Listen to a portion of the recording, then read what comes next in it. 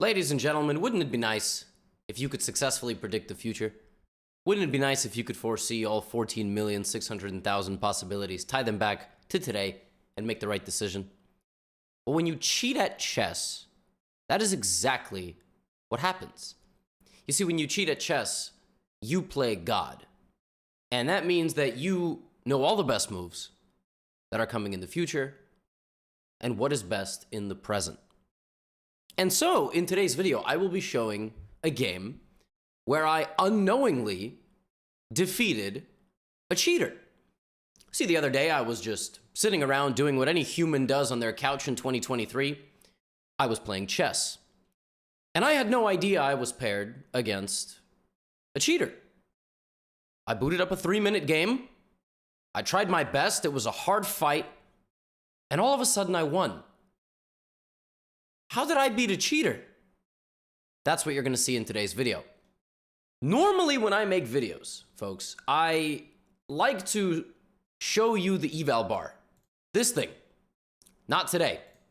Today, we will not have an eval bar because you are going to experience this game the same way I experienced this game while I was playing this person. Then I will show you how I actually won. Let's go. My opponent played the move d4. I play some games off stream, like when I'm not live on Twitch or when I'm not just making YouTube content, especially when I'm in the middle of making courses. And I'm currently in the middle of making an opening course and I want to get some experience in it. So I'm making an anti-Queen's Pawn, London, all of this, like Knight F3 stuff. I'm making a Queen's Gambit Decline course. And so I'm playing some Queen's Gambit declines, right? D4, D5, C4, E6. My opponent played Knight F3, and I played A6. This is going to be my main recommendation. And the idea of A6 is to take this pawn. Is every single arrow going to be blue today? What? That was weird. Okay, I forgot how to draw red arrows, so we're just going to draw yellow arrows. Essentially, what you want with the move Knight C3 is you want to take this pawn, and you want to play B5. And in many intermediate games, White is just completely incapable of getting the pawn back. Imagine taking a toy from a 3-year-old and holding it like this. They're not going to get it back, right? So it's just sort of the same thing. It's the equivalent of bullying a toddler. Yes, very good. That's the point of playing the move A6. Now, at my level, many people play the move CD5 here, and we just get an exchange Queen's Gambit declined, which is kind of boring. But at your level, you're going to get a lot of people who just lose this pawn, and then you just go like this.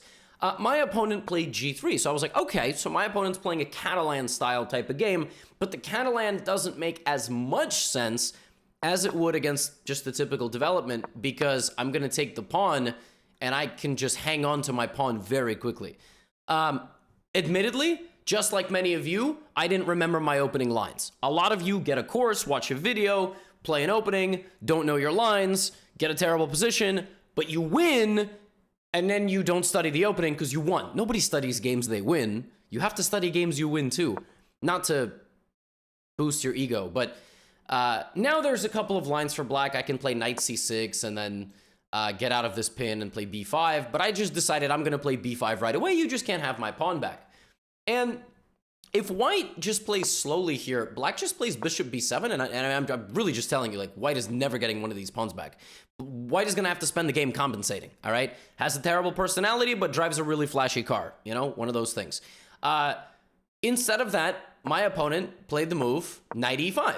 So immediately taking advantage of the open diagonal. Now, I did not remember the line here at all. And naturally, when I saw that I could go here, but then Knight C6 would happen, and that's a fork, I thought that doesn't look very good for me. What I had forgotten is that Queen B6 is fine.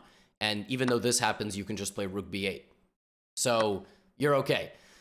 I didn't remember that, so I thought, me Rook attacked, me Rook move. Not a good move, all right? Rook A7, not the most accurate move. And I thought, but it's okay, my opponent's going to castle, and then I'm going to play Bishop B7, trade the bishop, and I'll be fine.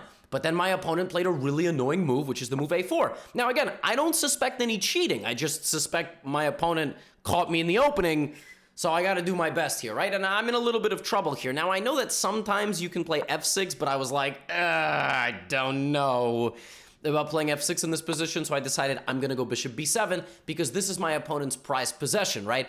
And if we trade this, I'm gonna be happy. So what did my opponent do? Immediately played e4. But in my mind, psychologically, I thought, oh, that's a win for me. Like, I just did a good thing. Because now they're blocked. And then here I thought, go back so that your rook is actually defended. You may notice that I'm not touching these pawns, because if I go here, everything is weak.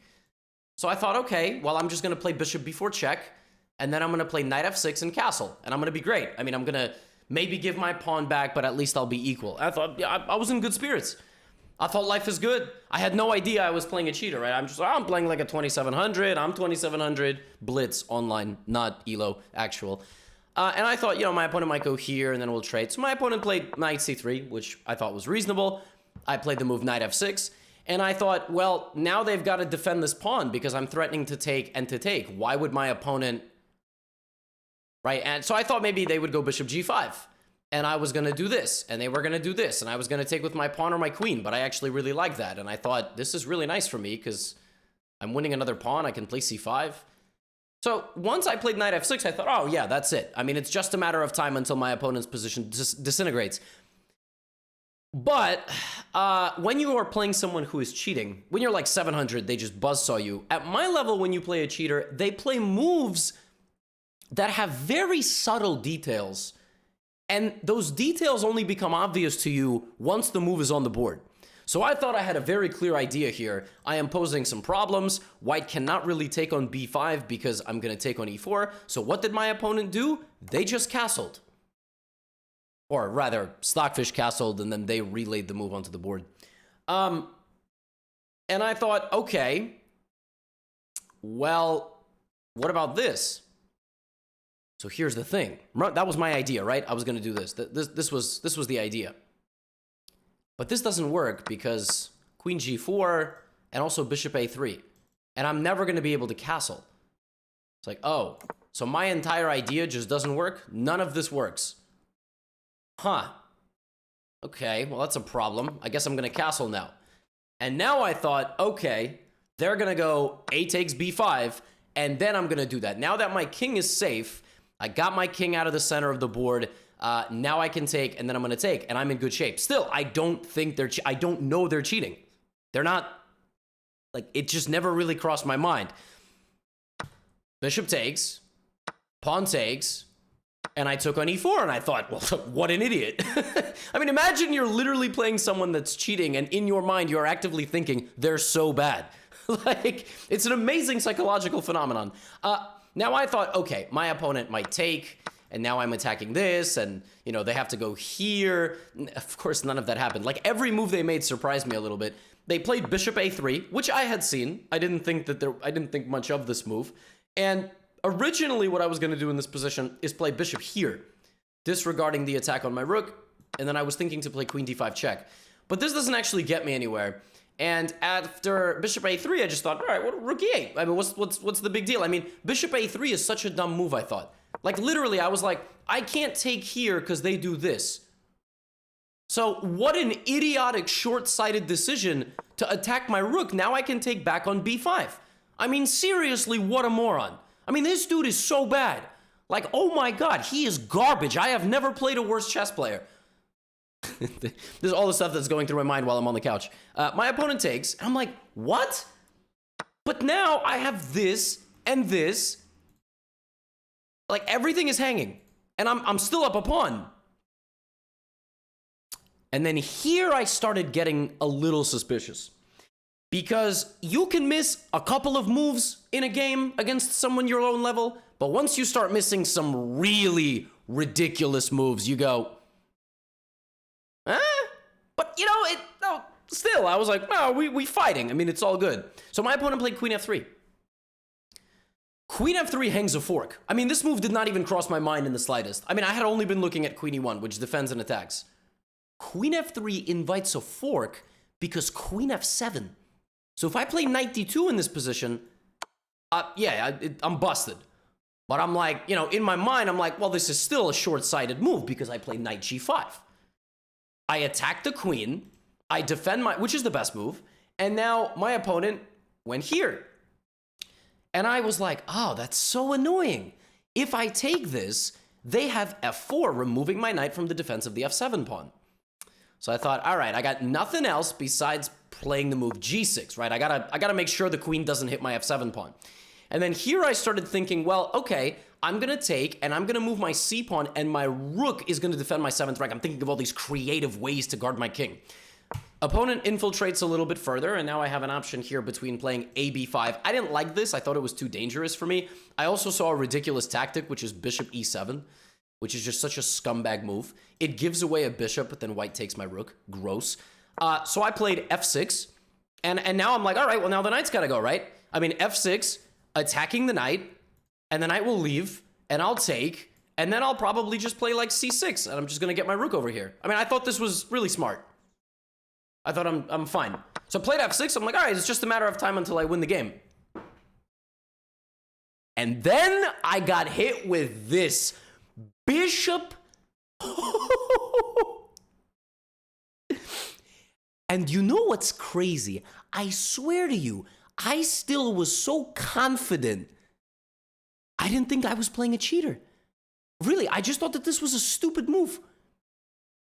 It turns out that after f6, black is better, except bishop c1. It's the only move. It's a top engine move.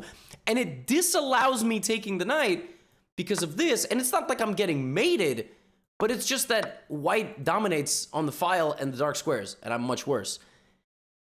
Even after I got hit with bishop c1, the thought never crossed my mind that I was playing a cheater. I just moved my knight. I thought, oh, how stupid, and how are you going to guard this pawn now? You're going to guard this pawn by sacrificing the knight. If I take, you fork me and you get material back. But then I was like, wait a minute, but this has no threat. This is not a threat. That's not a threat. What an idiot. I'm going to take on c3.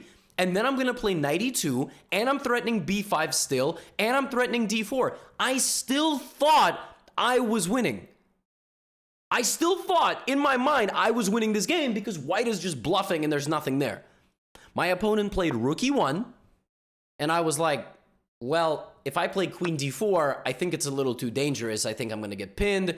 So I thought, all right, rook e1, now c6. My turn to play the top engine move. Now I am threatening to take on b5, and I'm going to get my rook over here.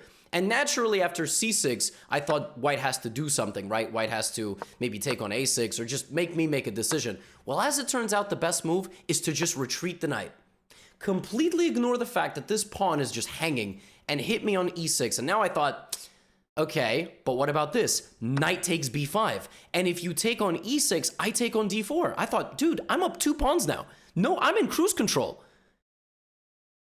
But now my opponent played rook takes c6. Which is, according to this version of Stockfish, is a slight inaccuracy.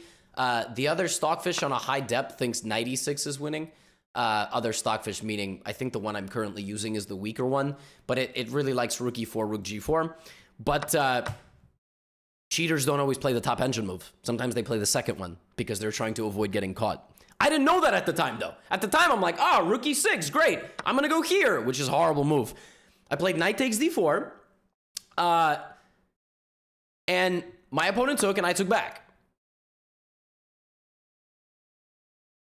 And then they flagged. So in this position, we both had like 50 seconds on the clock. And their time ran out to 0. I was like, okay, I'll take the win. Then I went to their profile.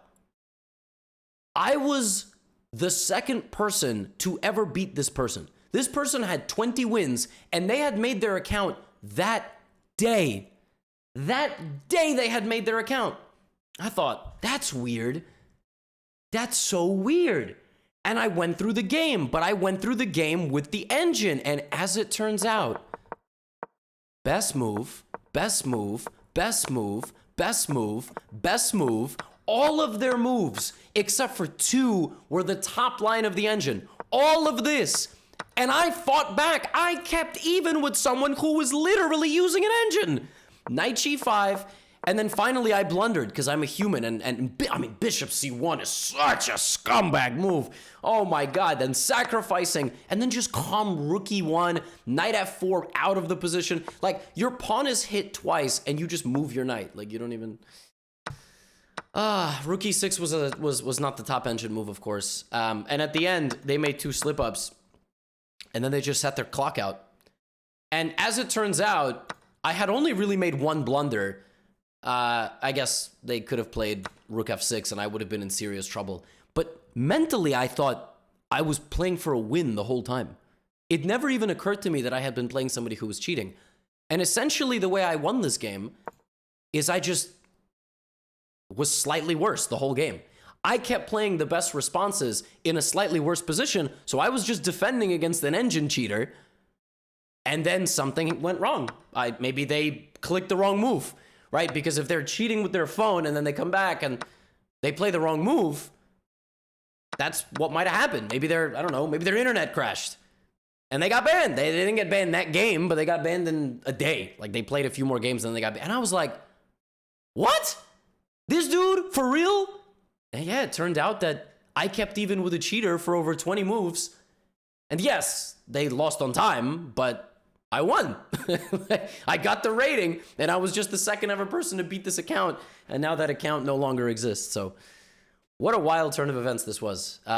Pretty cool. I've almost never beaten a cheater. I mean, I usually just lose because they're cheating. But in this case, I played well enough that even with them using engine assistance the entire game, they only got a minimal advantage against me.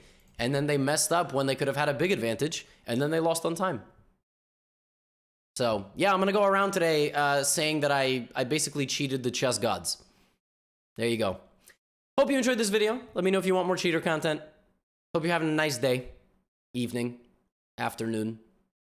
I'll see you in the next one. Get out of here.